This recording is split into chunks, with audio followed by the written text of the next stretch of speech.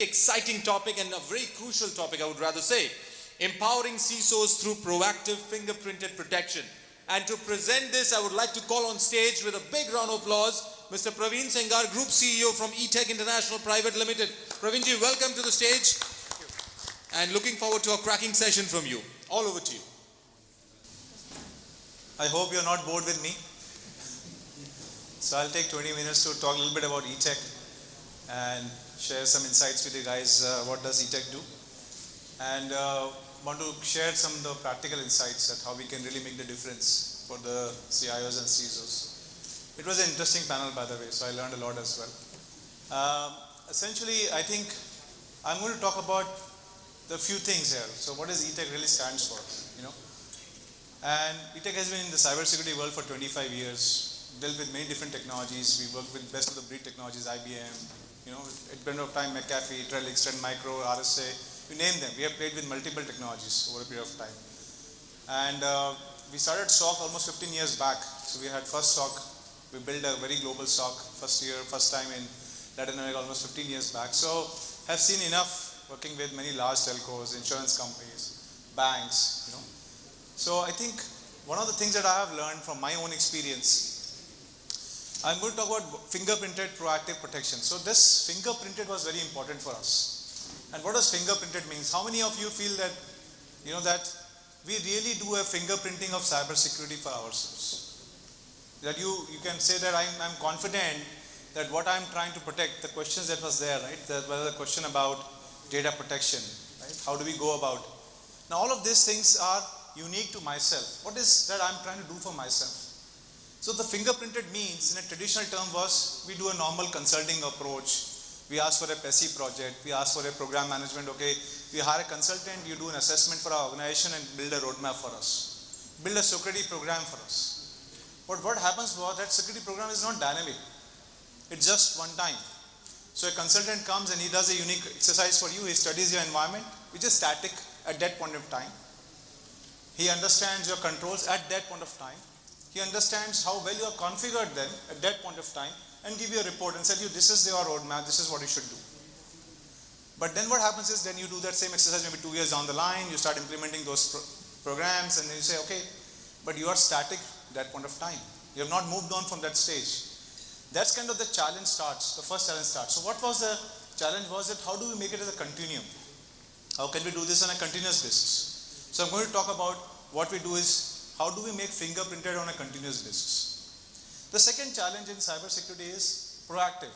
We always use this term proactive. Everyone says we want to be proactive, we want to be ahead of the threat actors, we want to be better than what they are doing. But are we able to do it or not is essentially how well we are coping up with the new areas, new things. Like, say example, I think we were talking about data protection in the last panel. 80% of data protection projects were failed projects. I think data protection and IAM are the most failed projects. So I used to say DLP is like IAM. Because DLP is never successful. Tell me the examples where people have said that DLP is a sale. I've done with Bolton James, I have ended McAfee, Symantec, you name. We have done multiple projects globally. Most of them are the failed projects. Why did they fail? Why do IAM projects fail? Because they were never having a core fundamental of data discovery. You don't know what you're trying to protect. So we just put a DLP and say this is the policies. And you start defining policies, you don't know how many policies. So you don't understand the data, you cannot create the policies properly. Or will you share them? So the fundamental pillar which was missing is data discovery. So a lot of these examples which I'm going to talk about is how do we go about proactive? How do we can do proactive? Like you have CyberSOC. How many of you do MTTD? What is your MTTD? Anybody can share with me what is your MTTD? Mean time to detect. How much time you take to detect an incident? Are you confident that your MTTD is in minutes or in hours or in days? What is your MTTR? Mean time to resolve. Do you track this matrix? You have this funnel of fidelity with you which you track daily what is going on. How is your SecOps doing? So this is where the challenge starts, that the proactiveness comes from building excellence at this level. If you don't build excellence here, the proactiveness does not come. And then we have protection. Protection means, depends on the risk, what risk I'm carrying. So when we started developing our vision and how we evolve this, we stay very focused on these three fundamental pillars. Proactive, fingerprinted protection. And our job is to deliver and guarantee that we can deliver this for you, provided we can work as a partner and not as a provider. You tell me, okay, I have 10 assets, do this correlation monitoring, give me a log report, that's it. Sorry, I cannot do that for you. If I do that for you, I'm not your partner. I'm fulfilling your request, what you're asking me to do. But I'm not becoming a partner to you to trying to protect you moving forward. So essentially, I'm just going to say that the challenges are there, huge amounts of challenges. We talk about penalties, we talk about digital business models, we talk about partnerships, we talk about the new way of working. And what we are missing is the outcomes. The outcome is what we are missing. What is the outcome? Being able to reduce the investments to risk ratios. What is that? Amount of dollars that you're investing, how you can reduce the risk that you're carrying. So anybody is measuring that, I don't know. But we are happy to help work with you and help you determine that. That how much of dollar you invest, what is the risk you are able to reduce. That is the effectiveness as a CISO, as a CIO. The second is being future ready. We're talking about these fines, we're talking about this data being shared, we're talking about the new data being discovered, PIIs, multiple types of data. How are being future ready? How we can do that? That's the second challenge. So becoming future ready, that's an outcome. Increased, continuous risk reduction, which I was talking about. Not a static risk reduction determination, but a continuous risk reduction. How can I continuously reduce my risk as we go along? To solve this, what we worked on is our vision, which is proactive fingerprinted protection. So we believe in outcome-driven approach. All our metrics are outcome-driven. So when you sign up with an MSS, you will see your MTTD, MTGAR. We will take you all those metrics. We will tell you what is going on. And we will try to ensure that you are able to reduce it. You are able to optimize it. Because it's what I say, that false positive does not gives you, false positive nobody cares. You always get the blame, but false negatives give you the headlines. Right? So my job is to ensure that I'm not giving you a false negative. How I'm reducing false positive. So what do we do? What does fingerprinted means? The fingerprinted, what does it mean is, essentially first thing it means is contextualize. Everything we start is contextualize. And how do we contextualize? I was very happy that we have been working on this for 3 years, and when Gartner was presenting at the symposium, I was kind of feeling like, are we talking the same language? Because what we started doing was, we started building everything on an asset-based profile. So we start going to the customers and start electing their existing asset profile, exit inventory. We have multiple different tools, we discover assets, we contextualize those assets, depending on the versions, operating system, depending on what legacy you're running, what applications. We discuss and we create an asset profile for the organization, and we do that on a continuous basis. You say, oh, asset management is the biggest challenge. Yes, it is the biggest challenge because we don't pay attention to it. So we start building a context of an organization based on your asset profile, what locations, what process, what support you're doing, what versions you're running on, what kind of risk you have, what kind of compliance you need. We contextualize. So that is the first step that we start doing. The second step that we are using is automation. I'm not using technology as a sense of technology. I'm using technology to automate as much as possible. We don't want cybersecurity engineers writing playbooks and use cases. We want engineers to focus on doing incident containment, prevention, reducing a risk profile. So we are saying leverage automation as much as possible. Go on the front end side, don't go on the back end side. Back end will not use. Let the platform give you automation. Put your resources more on the containment, incident detection, incident kind of analysis, reducing risk continuously, focus on that side. So we are kind of shifting the workforce, the mindset, more on the front end side, fighting with those hackers, going towards offensive security, not on defensive security. And the other thing is, as I said, doing on a continuous basis. When I do this on a continuous basis, that's where I kind of come to a fingerprinted approach, where I am doing on a continuum. Now, I'll tell you, I'm not going to share any slides with you which is theoretical. It's very easy to say continuum. What does it mean? How do you do it? Is it possible? Is it one-time consulting? No, it's not one-time consulting. So I'll tell you practically how it's possible and how we are doing it on a day-to-day basis. So all of this is powered by having an outcome-based approach. So all looking at metrics, trying to keep focus on metrics so that we're able to give outcomes to you. All of them focus on platform. As I said, the days are not looking at tools. I don't look at just a micro-segmentation tool. I don't look at just as a SIM. I don't look at it just as a SOAR. I'm looking at a platform. Give me SIM, SOAR, UBA, ADR, all NDR, all connected. Many people approach us saying, hey, take my NDR to market. I said, no, I'm not interested. You want the best in breed? No, I'm not interested. Give me a platform-centric approach. How can I integrate and bring this together? You want to do this engineering for me? Do it. Or I will do that engineering for you. Even if I look at threat intelligence platform, which just has external market attack surface management, I integrate that with my MSS portfolio. Bring it together with my internal attack surface management. And then contextualize that with your asset profile.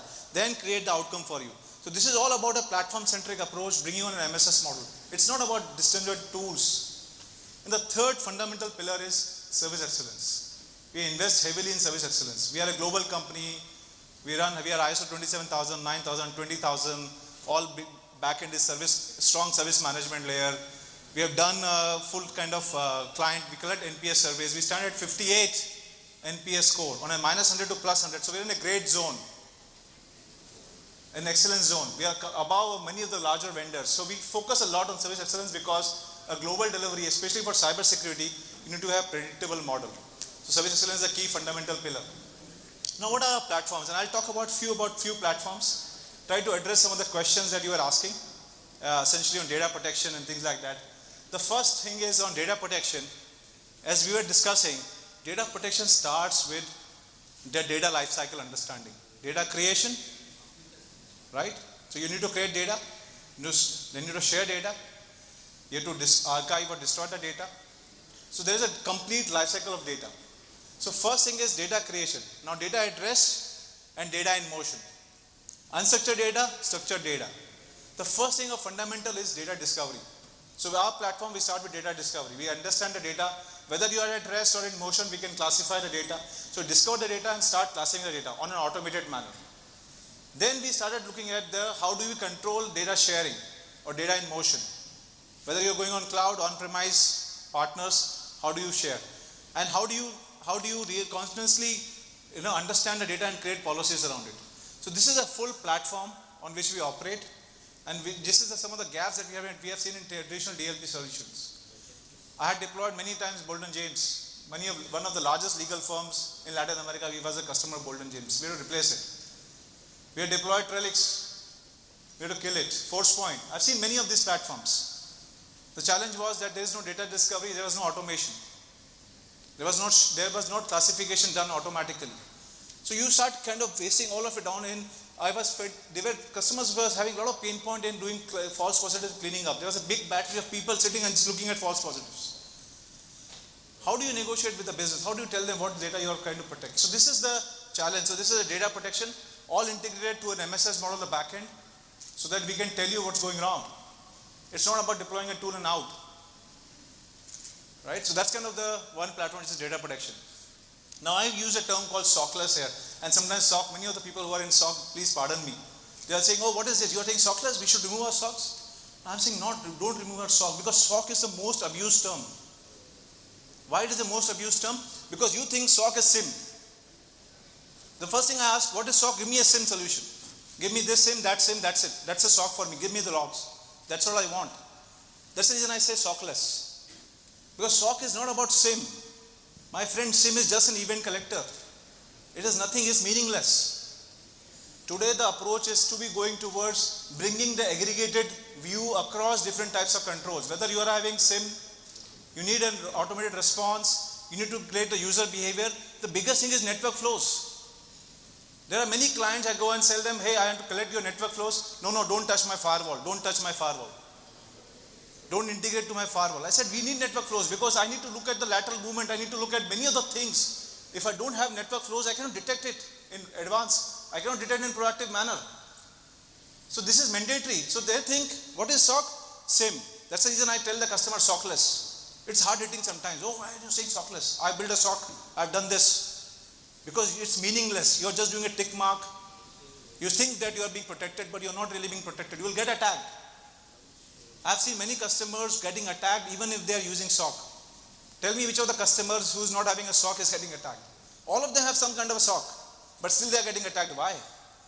Because the whole fundamental approach has been wrong. Going to few critical assets and start doing correlation and monitoring. That's it.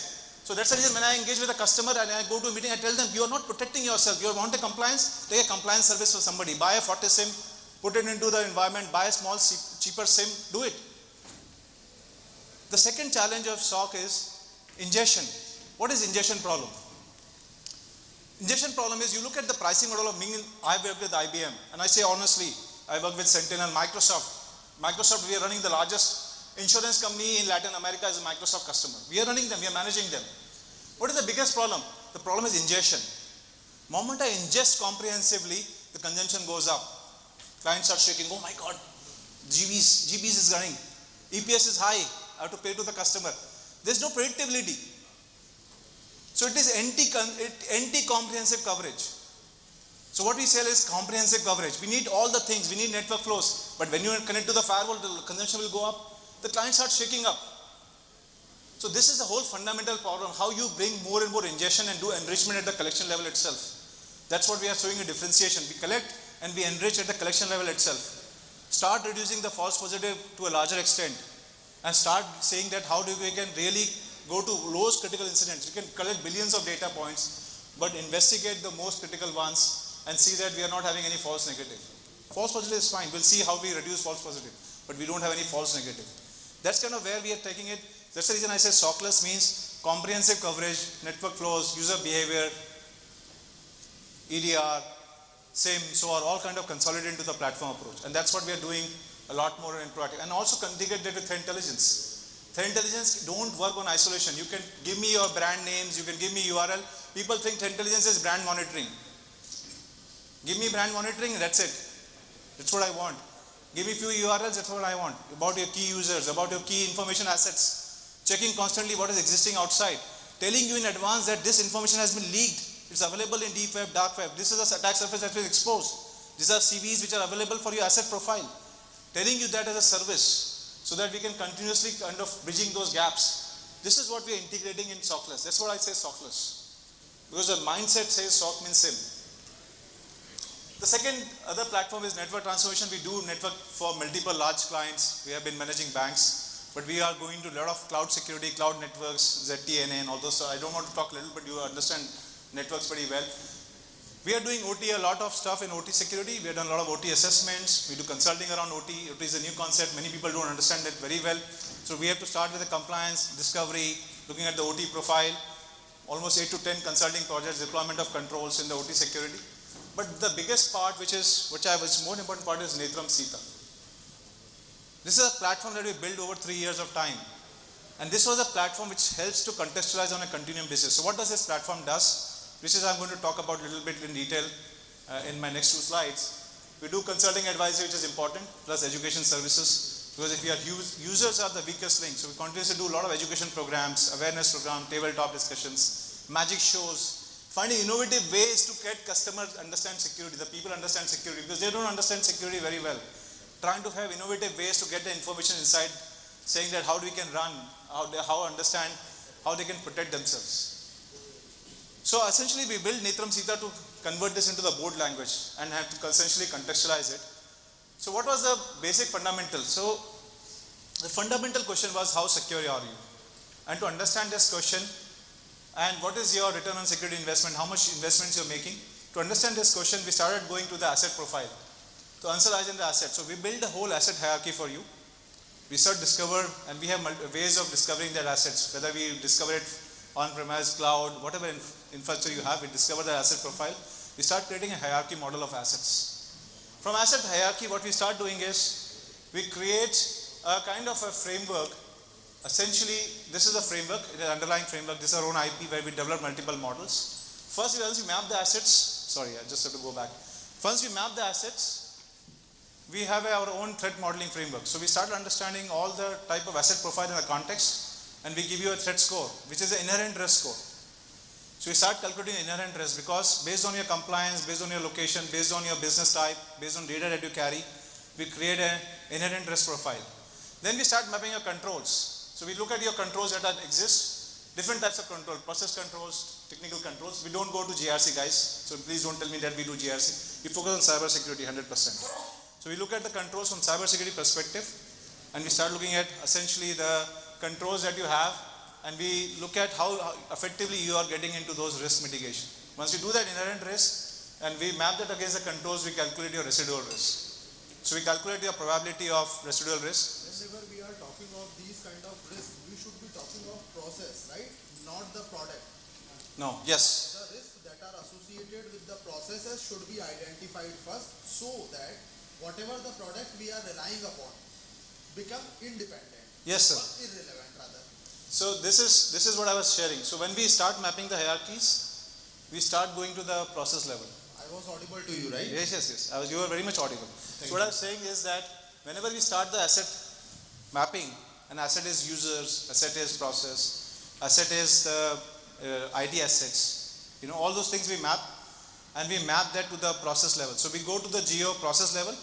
So when we start collecting, we create a visibility that if this kind of assets goes down, what is the impact on the particular process? And we start identifying a process side, what is important for you from the asset landscape perspective. So the processes should be very much clear first of all. Sorry? Processes. Hello. Yeah. So the processes should be clear to the person who is responsible behind the cybersecurity. Later on, the second thing would be identifying the risk, the Sure. inherent risk, and later on building the controls to mitigate those risks. Yes. So as to reduce the inherent risk to residual risk. Yes, that's that's the approach that we take. And when we map the assets, most of the time what happens is that we don't have that comprehensive visibility. So we do automation. We leverage certain approaches, tools to do a discovery and create a profile for you. Then we sit with the IT and the security team, understand what processes these map to or what functions these map to. So the biggest thing is maybe some of them are horizontal, some of them are vertical to one particular function, to one particular process. Then we create those process hierarchies and essentially map that to the asset that they have. Then we map the inherent risk profile that those assets have. With that, you can calculate to the function level, you can calculate to the process level. Say example, I was one of my biggest friend and my biggest enemy in my organization was my CFO when I was the CIO. Initially, he was my enemy because he was the one who was controlling the budgets and he was very IT savvy. He was very geeky. So what he wants a data warehousing project, he wants a RPA project, he wants this project, he will call Deloitte, come sit with my CEO, show them a huge RPA project. There was no business case built in around it. And I have to go and fight with him saying that what is the business case? Why are we doing this? What kind of metrics you are looking at? Why do we? He said, no, tell me which RPA you will deploy. Give me this architecture. That's it. He had his own applications environment that he created for finance function, for procurement PO, which is running dated 2007 servers. So most of my vulnerability reports will show that environment as the most risky environment. How should I protect it? Now I had this kind of visibility, I can tell. I can show my CEO, the biggest risk is in this function, biggest risk is in this processes.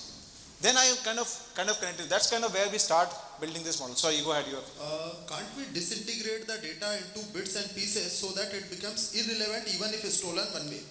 Say for example, if I'll be stealing a complete car, it makes sense to me, it will be a utility. But Sure. if I'll be stealing away only one of its stepney or the steering, it won't make much sense to me. So whosoever is the hacker or the attacker is, his motive behind the attack is to get a concrete data which he can use otherwise to get a financial benefit. Sorry, I missed your name. I am Hemant Singh from ICICI Bank, ICICI compliance team, ISG compliance team. So thank you, Hemant. I think we can discuss that in data protection discussion. Essentially, hackers do the same.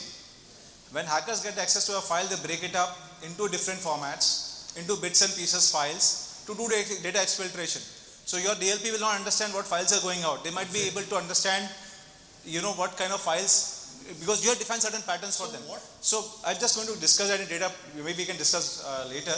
But what I'm saying is that we can do that where you can segregate the information. Like a lot of engineering customers, they break engineering drawings into multiple thousands of engineering drawings. One of the file goes out does not matter because you're not able to understand that. So that's a lot of these things are possible, but I'll discuss that maybe in an outside session on data protection. We can take it up.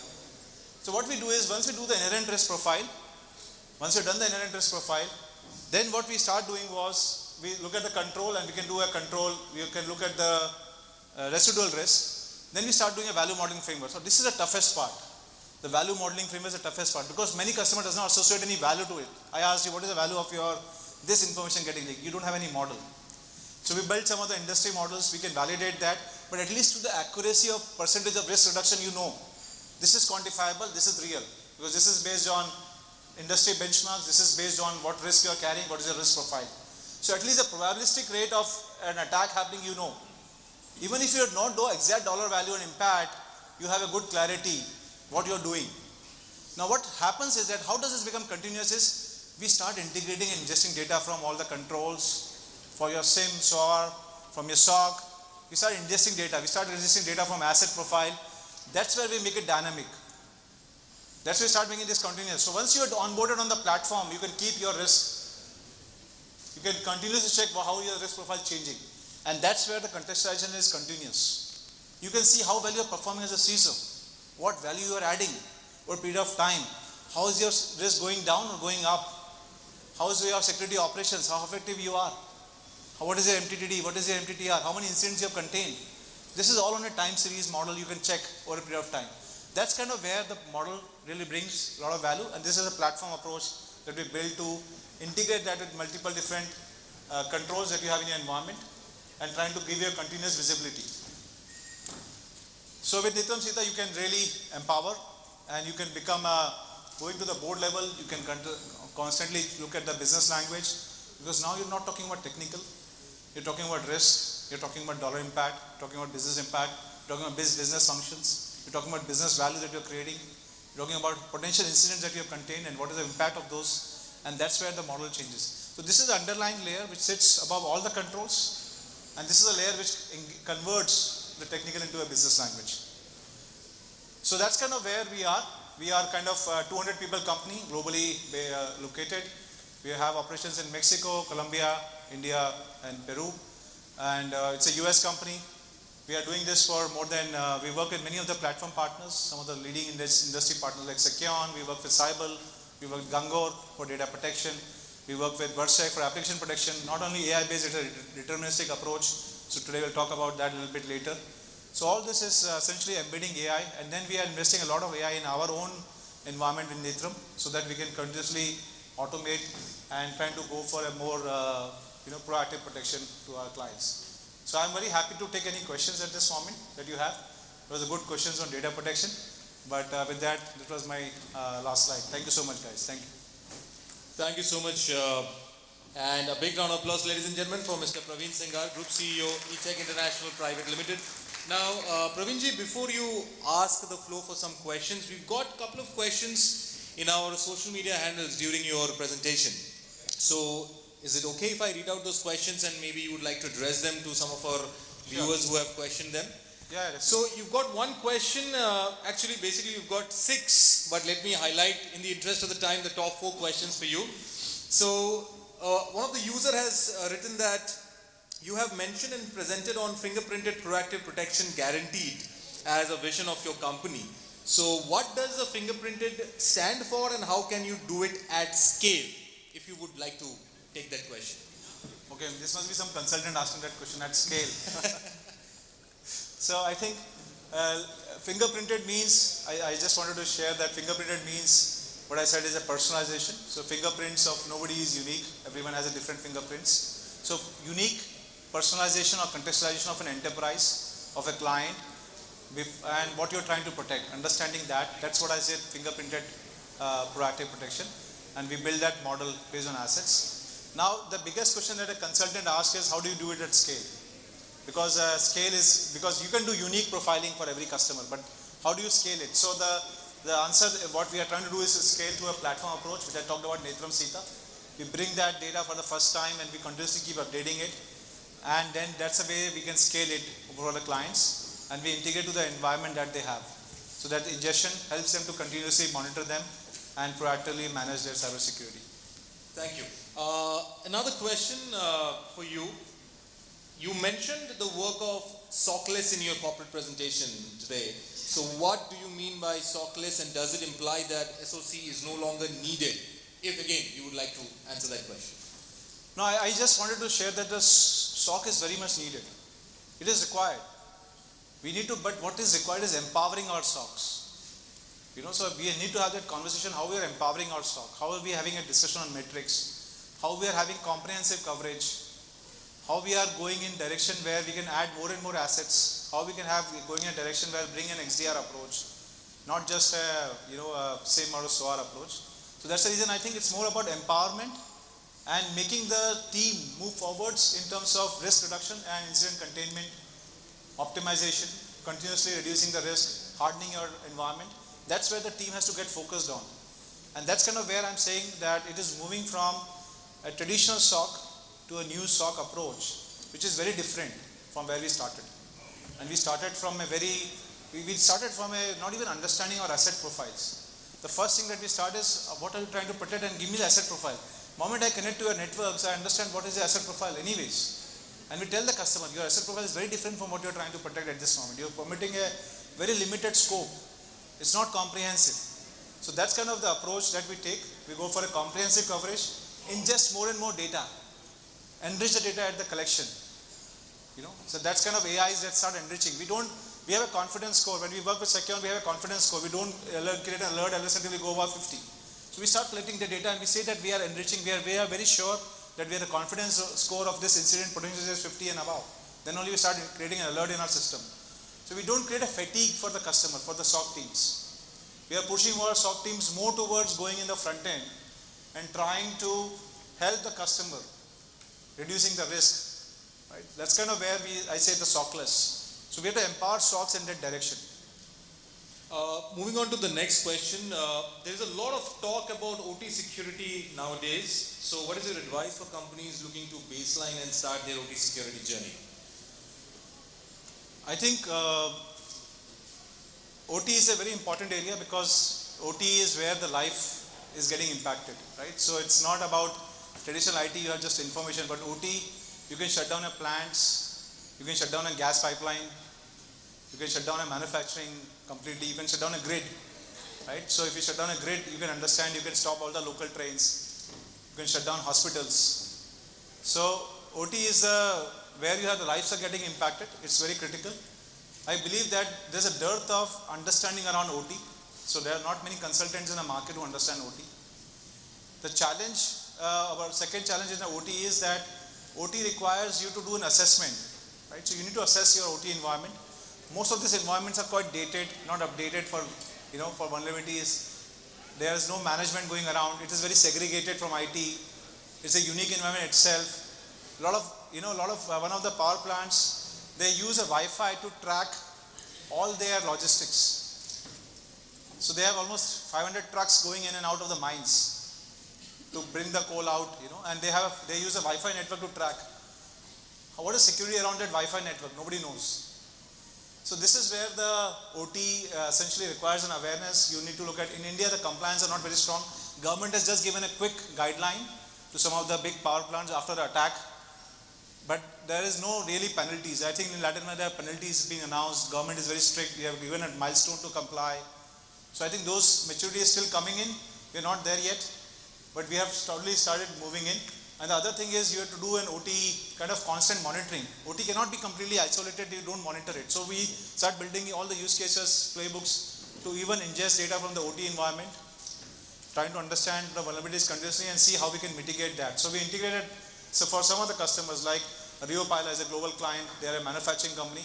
We integrated IT and OT SOC and we start monitoring. Celsia is another one, which is a power and utility company. So essentially there is a lot of advisory, consulting, compliance requirements, and then integrating OT and IT. Discovery of OT assets is another great area that we need to work on. So this is essentially the areas in which we are looking at OT security. And one final question, if you would like to take, again in the interest of the time, what is unique about ETEK in a crowded MSS market, and why ETEK, if you would like to answer that question? No, I think definitely it's a crowded market, but I think there's a space for value adding players. So when you are going to a value add of contextualization, personalization, we are looking at it as an MSS where you are looking at integration of internal external intelligence, and when you build that more of an outcome based model, that's where the differentiation really comes in. Service excellence, that's where the differentiation really comes in. So we are focusing a lot more on contextualization, proactive approach, automation, using platform centric approach, and having a continuous service excellence to differentiate. Thank you so much, Praveenji, for that patience and answering those questions. I would request you to kindly come to the stage. I will take if there are any more questions from the audience, one or two questions from the audience. Yeah, sure. Please, so if you can any question from the audience, please, if you could raise your hand Yeah, I think we have a question. Can we have the mic to the gentleman? Sir, kindly introduce yourself and your organization. Sure. I'm Satish Pilapati from Unisys. So I had a question on the profile that you're building, the asset profile around which your platform is built. So is that something dynamic? How do you do the asset discovery? Just wanted to know that. So thanks, Satish. So you're asking me from the secret sauce. But essentially, we have built an approach where we take the data from multiple controls like SIM also do asset discovery, EDR also do asset discovery. So we have an APIs built in. So we take the data from these APIs, they pull in the data, and we then create a master data set of the assets. And then we normalize it and share with the customer. So that's the way we build the asset profile. And it's a continuous basis. We tell the customer do it continuously. Sometimes customers are a little bit scared. No, do it once a month, don't do it on a continuous basis. So we have different models of engagement as well. But we recommend customer to almost do it on a continuous basis and kind of look at your asset profile. We also get the CVs, we also get the versions, we also get the patching updates. So a lot of those things also get surfaced as we start collecting this data through a platform. More questions, guys? Any questions? Happy to answer. It was a very boring presentation, I believe. Okay, no worries. So if you have anything else, I'm available. As I said earlier, I would like to introduce a few people. Rohit, he's looking at sales in India. He's here. Deepak is the OT consultant. Has been with one of the larger SIs, and he said, no, I'm bored with them. Let's move to ETEK. So he came to ETEK and he's building the OT practice. Anjane, who looks at IS sales and also strategy, part of the strategy team. Kush is also part of pre-sales. Molly. So there are a lot of people around here. I appreciate. Vinay is from Sekyong. He's here, so you can also meet Vinay when you get some space to talk to him about the XDR approach. I'm sure Osama is also from the sales in the back. Thank you, guys. Thanks a lot. Looking forward to next 2 days interacting with you and learning from you guys. Thank you. Sure. And Praveen ji, if you could kindly come to the stage. And I would also like to call on stage Mr. Jitendra Jedwani ji from Tata Motors Finance Limited to kindly do the honors of felicitating our presenter and speaker. Thank you, Jitendra ji, for doing the honors. Ladies and gentlemen, big round of applause. That was Mr. Praveen Sengar, Group CEO, ETEK International India Private Limited, on that wonderful presentation, empowering CISOs through proactive fingerprinted protection.